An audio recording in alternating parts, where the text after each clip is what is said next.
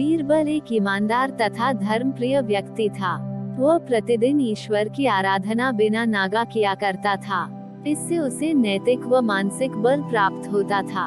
वह अक्सर कहा करता था कि ईश्वर जो कुछ भी करता है मनुष्य के भले के लिए ही करता है। कभी कभी हमें ऐसा लगता है कि ईश्वर हम पर कृपा दृष्टि नहीं रखता, लेकिन ऐसा होता नहीं।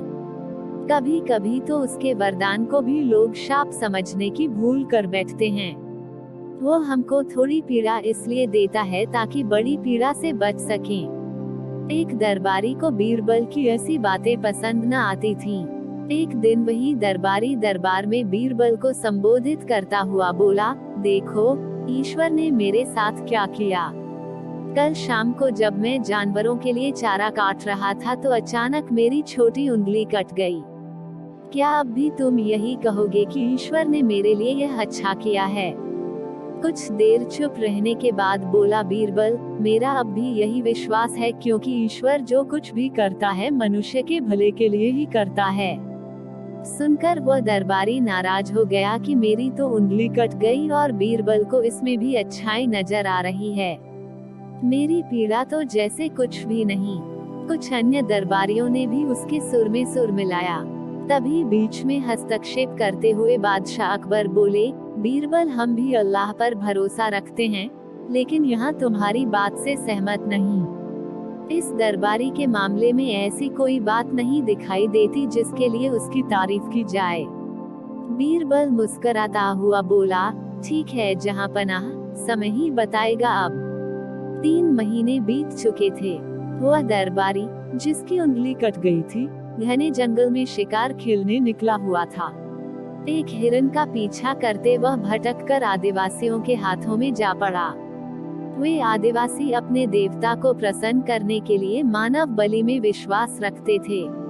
अतः वे उस दरबारी को पकड़कर मंदिर में ले गए बलि चढ़ाने के लिए।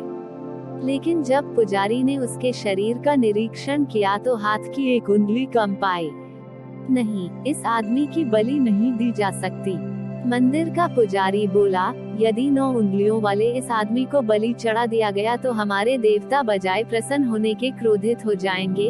अधूरी बलि उन्हें पसंद नहीं। हमें महामारियों, बाढ़ या सूखे का प्रकोप झेलना पड़ सकता है, इसलिए इसे छोड़ देना ही ठीक होगा। और उस दरबारी को मुक्त कर दिया गया। अगले दिन वह दरबारी दरबार में बीरबल के पास आकर रोने लगा। तभी बादशाह भी दरबार में आ पहुँचे और उस दरबारी को बीरबल के सामने रोता देखकर हैरान रह गए। तुम्हें क्या हुआ, रो क्यों रहे हो? अकबर ने सवाल किया। जवाब में उस दरबारी ने अपनी आपबीती विस्तार से कह सुनाई। वह बोला, अब मुझे विश्वास हो गया है कि ईश्वर जो कुछ भी करता है मनुष्य के भले के लिए ही करता है। यदि मेरी उंगली न कटी होती तो निश्चित ही आदिवासी मेरी बलि चढ़ा देते। इसीलिए मैं रो रहा हूँ, लेकिन ये आंसू खुशी के हैं। मैं खुश हूँ क्योंकि मैं जिंदा हूँ। बीरबल के ईश्वर पर विश्वास को संदेह की दृष्टि से देखना मेरी भूल थी। अकबर ने मंद मंद मुस्कुराते हुए दरबारियों की ओर देखा, जो सिर झुकाए चुपचाप खड़े थे। अकबर को गर्व महसूस हो रहा था कि बीरबल जैसा बुद्धिमान उसके दरबारियों में से एक है। उम्मीद करते हैं आपको यह कहानी रोचक लगी होगी।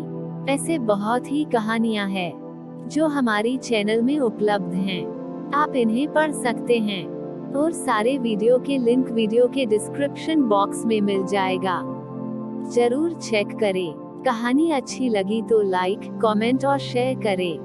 हिंदी कहानियाँ एवं प्रेरणादायक प्रसंग के लिए हमारे चैनल को सब्सक्राइब करें और पास में घंटी को टच करना ना भूलें, ताकि हम आपके लिए अच्छी हिंदी कहानी प्रस्तुत कर सके। धन्यवाद।